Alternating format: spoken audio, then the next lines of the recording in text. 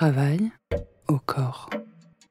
Comment santé et travail rebondissent au cours d'une carrière. Une série de podcasts de santé et travail, réalisés par Elsa Fener et Sarah Monimard. Un psychiatre que j'ai consulté m'a dit « Mais madame, ce que vous vivez, c'est un burn-out ». Je ne sais pas si c'était ça ou pas, mais que j'ai été dépressive, ça j'en suis certaine. Et que ça a été lié à mon travail d'infirmière, j'en suis certaine aussi. Je n'avais de goût à rien, j'étais mal. Et je me suis arrêtée de fumer, ce qui était une très belle décision. Mais j'ai pris 22 kilos en 9 mois. Donc il n'y avait rien qui allait. J'étais grosse, j'étais vieille, j'étais moche. Oh, c'était terrible. Je suis allée voir le psychiatre, j'ai commencé une psychothérapie.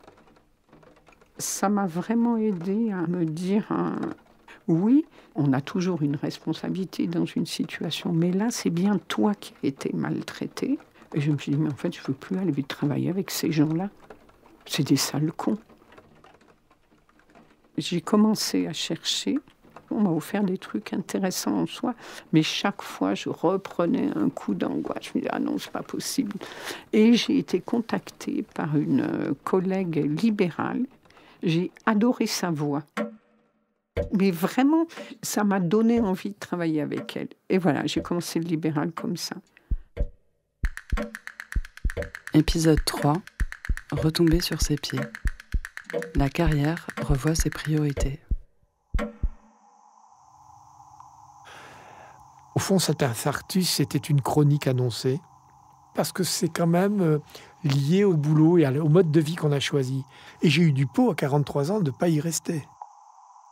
Ça a été une alerte sérieuse, là, pour le coup, qui m'a montré que, attends, mon gars, te mets pas la rate au courbouillon, il y a des choses plus essentielles, fais les choses correctement, mais c'est aussi prendre le temps de réfléchir, etc., de raisonner. Il y a la maturité qui est celle de l'âge, il y a l'expérience effectivement professionnelle, mais il y a aussi la maturité que m'a apporté ce choc physique. Et la maladie m'a appris ça, c'est-à-dire qu'il faut savoir se ménager. Donc ce n'est pas l'intensité de son travail qui change, ce n'est pas le niveau d'engagement qui change, c'est juste, tu respires mon gars. Alors il y a des gens qui sont doués et qui savent faire ça dès l'âge de 20 ans. Moi il a fallu que j'ai une grosse merde pour apprendre qu'il faut savoir gérer son temps. J'étais directeur des ressources humaines et après, je suis passé au niveau national et depuis cette époque, je suis directeur de relations sociales d'une entité de 7 ou 8 000 personnes. Et j'ai trouvé une stabilité hyper reposante, quoi. Je trouve que c'est important parce que moi qui travaille beaucoup avec les syndicats sur ces problématiques de qualité de vie au travail, sur la santé au travail, je pense que quand on a une forme de sécurisation, c'est hyper important sur la santé mentale, sur la santé même physique des gens.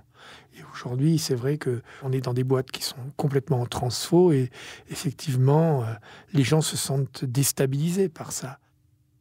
À l'Office national des forêts, à partir de l'arrivée de cette nouvelle gestion publique, c'est un moment où on supprime beaucoup de postes de forestiers, d'ingénieurs.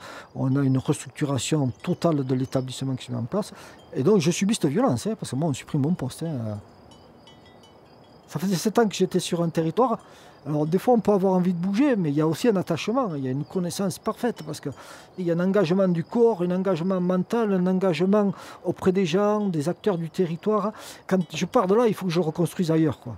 Et ça c'est beaucoup d'énergie, beaucoup de peine. Et bon, j'avance un peu en âge quand même. Quand on a 25 ans, 30 ans, c'est pas pareil. Quand on commence à avoir la quarantaine, il faut recommencer ça. Ça me secouait sérieusement cette histoire-là. Je me pose la question, comment il faut que je me réétaye. Il y a des choses qui m'échappent. Je vois qu'il y a des choses qui m'échappent, mais je n'arrive pas à les formuler. Je décide de partir sur un cursus universitaire. Je rentre petit à petit là-dedans. Je rentre sur des philosophes du travail. Je rentre sur de la compréhension. Ça me permet de recoller à une assise mentale. Et ça joue sur ma santé, ça c'est clair. J'ai pris les premiers cours de fromage en parlant avec d'autres bergers. Ça aussi, ça a été un honneur, parce que c'était les hommes qui le faisaient. Les femmes, elles faisaient la vaisselle, et les hommes faisaient le fromage. Et comme Armand, mon mari, pour lui, il n'y avait pas de boulot de femme ou de boulot d'homme. Ça convenait tout à fait à mon tempérament. Là aussi, c'était du travail, mais j'en avais la responsabilité. Donc, c'était mon domaine. Ça redonne confiance un peu à soi-même. On n'est plus la bonne.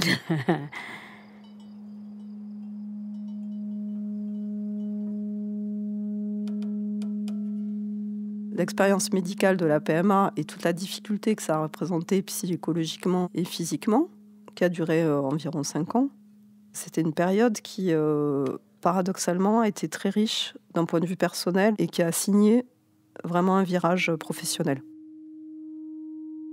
C'est-à-dire qu'à partir de problématiques personnelles qui n'avaient rien à voir avec le travail, peu à peu, j'en ai fait un objet personnel et artistique. Je pense que quelque part, en cours de route, j'ai changé de métier. J'ai déjà changé de statut social, c'est-à-dire que le statut d'artiste-auteur n'est pas le même que celui de journaliste, bien sûr, mais aussi de place dans la société. Et je pense que c'était une grande chance aussi d'avoir ce recours au geste créatif qui permet de transposer aussi ce magma intérieur et toutes les difficultés traversées, voire même ces épreuves, en un objet nouveau et qui invente de nouvelles voies et de nouvelles manières de faire et de se situer dans le monde et bien sûr de le partager avec d'autres gens et d'en faire quelque chose, un propos plus universel.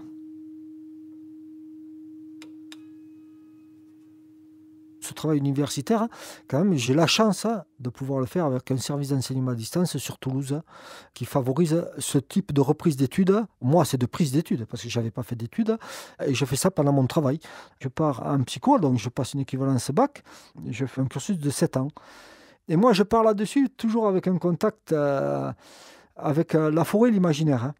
Je commence à faire du lien entre la connaissance et la compréhension du milieu, entre tout ce que j'ai eu empiriquement vécu avec le rugby, dans le collectif. Quand on prend conscience de ces choses-là, petit à petit, on devient beaucoup plus fort. On a les mots pour parler de ce qu'on ressent, et on a les mots pour étayer la réalité qu'on vit, du métier. Ça me permet de recoller à de la santé mentale un petit peu. C'est de bouffer l'oxygène. Je reprends largement confiance en moi à ce moment-là, et puis bon, il y a une résonance au niveau du corps. Je respire mieux, j'ai plus un problème pulmonaire derrière cette époque-là. Mais après, là, je vois cette nouvelle gestion publique, j'ai l'occasion de partir en master 2e année recherche, et je pars décidément vers l'organisation du travail pour essayer de comprendre encore plus. Et je découvre le néolibéralisme, je dissèque un peu ce que c'est que ça, et je comprends. Cette nouvelle gestion publique, en fait, c'est un instrument de domination assez redoutable. Donc, ça me permet de repositionner mon travail de forestier, de comprendre la théorie, comment tout ça se construit. Ça me permet de recoller à une assise mentale beaucoup plus combative. Ces connaissances, ça me permet d'aborder largement les cadres ONF qui sont loin de comprendre ce qui se passe avec l'arrivée du New Public Management. C'est des gens qui sont très bien payés, mais qui n'ont jamais été questionnés le contenu des outils de management qui arrivent et qui sont en fait la plupart du temps que des courroies de transmission. Et on rediscute avec tout le monde de ça et comment aussi on rentre en résistance. Moi, j'ai un engagement syndical en tant que forestier et on peut mettre de la démocratie, on peut parler. Bon, là, je prends un peu de relief. Je commence à sortir un peu la tête de l'eau en mettant de la compréhension. Ça m'étaye beaucoup.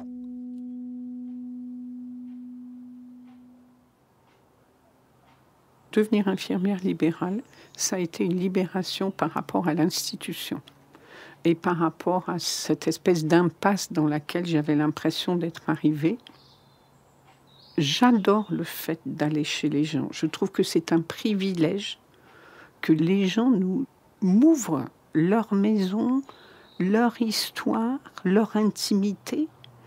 Il n'y a pas très longtemps, j'ai discuté avec une copine qui me dit « C'est spécial quand même ». Je dis « Eh ben oui, j'arrive chez quelqu'un que j'ai vu ni d'Ève ni d'Adam et 10 minutes après, j'ai mes mains sur ses fesses ». Il n'y a pas beaucoup de professions comme ça. C'est une blague, mais c'est des liens qui peuvent être très forts, qui se développent. Après, tu ne peux pas Perdre un quart d'heure sur une tournée, c'est énorme. C'est un stress qui est transversal à tous les exercices infirmiers. Il y a quand même une tension qui est récurrente entre tout ce qu'il y a à faire et le temps qu'on veut prendre avec les gens. Moi, par exemple, pour ne pas me laisser envahir par ça, je garde, j'appelle ça mon bonus café, mon joker café. C'est-à-dire que on me propose beaucoup de café et je garde toujours un moment où je dis oui à quelqu'un. Ça fait une petite pause et en plus, si je vais vous faire un soin et que vous m'offrez le café, c'est plus moi qui viens vous aider, c'est vous qui m'invitez chez vous. Du coup, ça change les positionnements et même si ce café, c'est du Nescafé dilué avec, c'est pas grave. Il m'arrive de changer l'ordre d'un soin quand je sais qu'il y a des gens qui vont pas très bien, de les mettre en dernier pour être sûr d'avoir un peu plus de temps. On a une patiente à laquelle je pense en particulier. Je la mets souvent en fin de tournée le soir parce que je ne sais jamais trop comment ça va se passer.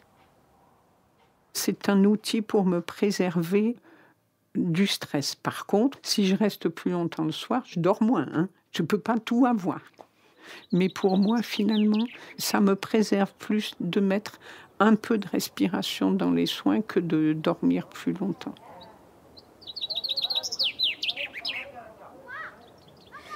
Le fromage m'a sauvée parce que ça m'a fait connaître des personnes que je n'aurais jamais connues. Ça m'a ouvert l'esprit en parlant avec les autres personnes.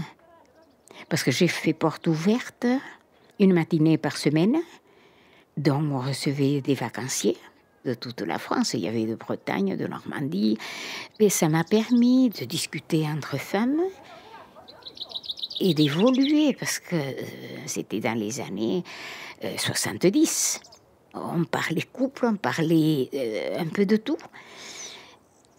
Et ça, je me suis rendu compte, en parlant avec d'autres femmes de la ville, qu'elles avaient le même problème que nous.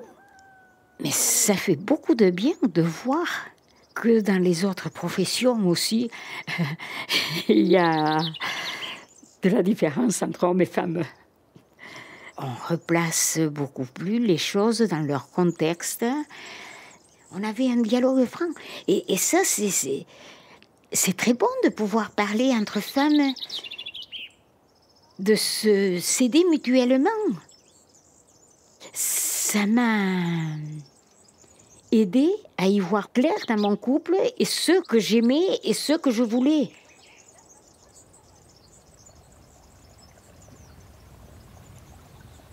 On me charge d'un autre poste qui est intéressant, sur lequel je vais faire de la coordination grande faune, c'est-à-dire je vais m'occuper dans les Pyrénées-Atlantiques de la prise en compte de l'ours, du grand tétras, du gypaète barbu par rapport à la gestion forestière et la préservation de la biodiversité.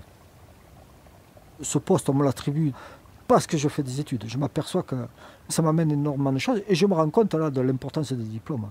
Parce qu'on me considère différemment, on me donne beaucoup plus de responsabilités, on me laisse faire rentrer des associations de protection de la nature, l'Office national des forêts, avec toutes leurs connaissances et leurs compétences dans ces domaines-là. Mon rôle, c'est comment on intègre ces visions un peu différentes dans les plans d'aménagement forestier, avec toute la complexité que ça dure. Alors bon, bien sûr, ça fait monter énormément en connaissances, en richesse humaine.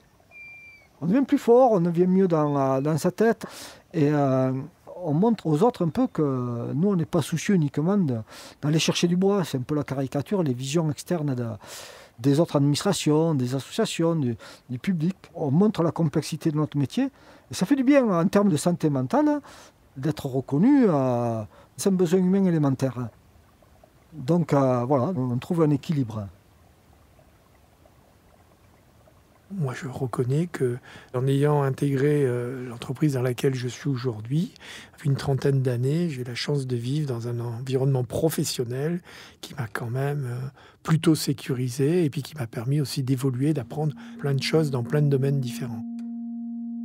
Un directeur des relations sociales dans une grande entreprise, c'est quelqu'un qui assure le lien avec les représentants syndicaux.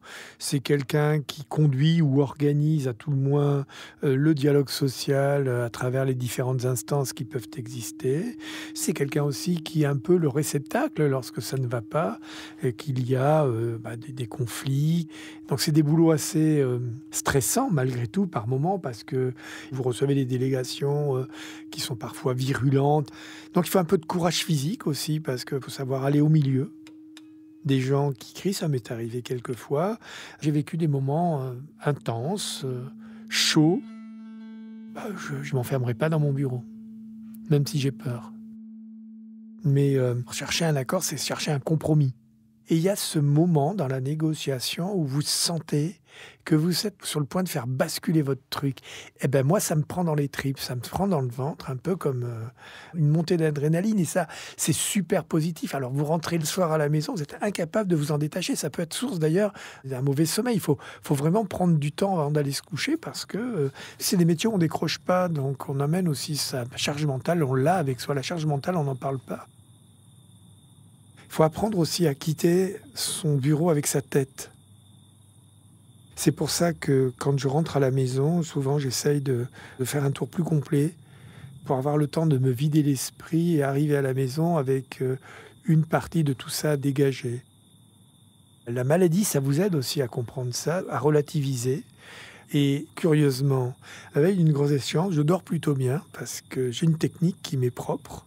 Alors que je suis quelqu'un de bileux et anxieux, je vais dans un monde irréel.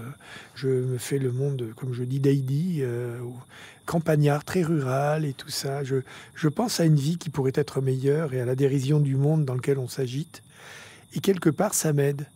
Plus c'est lourd, même y compris sur des examens médicaux, c'est dire, ce qui est une échéance encore bien plus vitale que n'importe quelle échéance professionnelle, eh bien, je dors comme une masse.